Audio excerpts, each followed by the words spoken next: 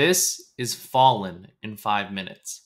Fallen is as the cover says, baroque and grim fantasy role-playing game. It's by Perplexing Ruins, and I think those words, baroque and grim fantasy, perfectly evoke what's going on in this game. It is rogues. You play these rogues, tricorn hats, heavy coats. It is highway bandits. It's muddy roads and carriages. It's dark and spooky forests. It's kind of twisted and gnarly cities filled with taverns that ale is getting passed around, as well as secrets are getting passed around. But it's also incantations. It's magic. It's the danger of firearms, and it's monsters as well. It's a lot of things, and Fallen pulls off all of it in this small but beautiful looking book here that Perplexing Ruins has put together. How does Fallen work? It's pretty straightforward. You have a number of stats. You have sort of four main stats that you use whenever you are testing something. Those attributes have modifiers on them, plus or minus modifiers, and you roll 2d6, add that modifier to determine if you succeed on an action. It's the sort of typical success band ranges that we've seen in a number of games. So 10 and above, you have a total success. A 7 to 9, you're going to have that middling complicated success, and a 6 and less is going to be a failure. So right away, straightforward rules, get you going and playing the game right away in a wonderful way. But the cool thing about Fallen is there's a lot of sort of mini systems that are baked into the game that aren't always present, but they show up in specific scenarios that when they do show up, they really shine and show that the system is a unique experience. For example, I mentioned the idea of dangers of firearms. Firearms and pistols and revolvers, or not revolvers, but pistols and flintlocks and rifles, very dangerous.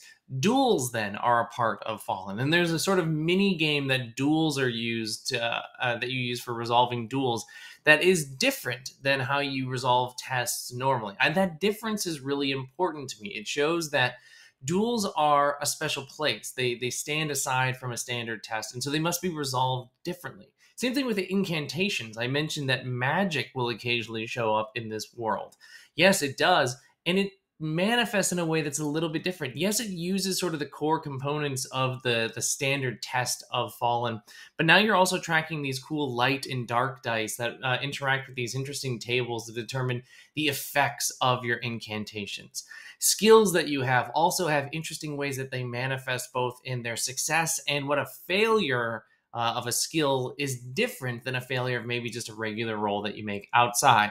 Perhaps my favorite rule in the game is how health is tracked. Your characters have ranks to them, so those ranks are equal to different dice sizes. So rank 6 is a d6, rank 8 is a d8. There's multiple ways that you can take harm in the game. You could just take a wound, and when you take a wound, you just lose a rank of health, of fortitude, essentially. That's a big hit. You might also just take in some harm coming your way. And when that happens, you reduce the pip count of the die by the amount of harm, which means there's sort of two big ways that you can track how much damage you're taking. Big hits that take a whole rank at once, or the slow kind of like whittling you down through the harm approach as you watch those pips move closer and closer to dropping you to the next rank.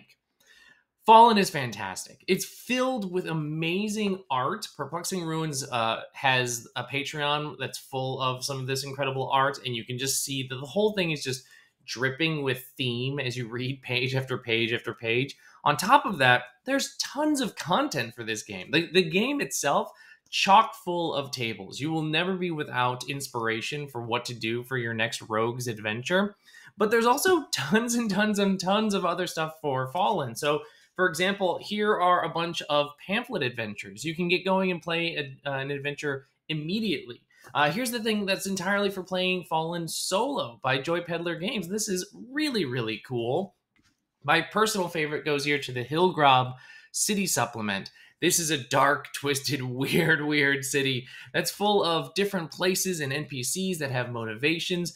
You have so much at your fingertips here with Fallen that, yes, you can create your own rogues adventures, but there's a whole world of Fallen for you to explore. If you like weird, if you like baroque, if you like grim, if you like rogues, Fallen is the game for you. Until next time, bye.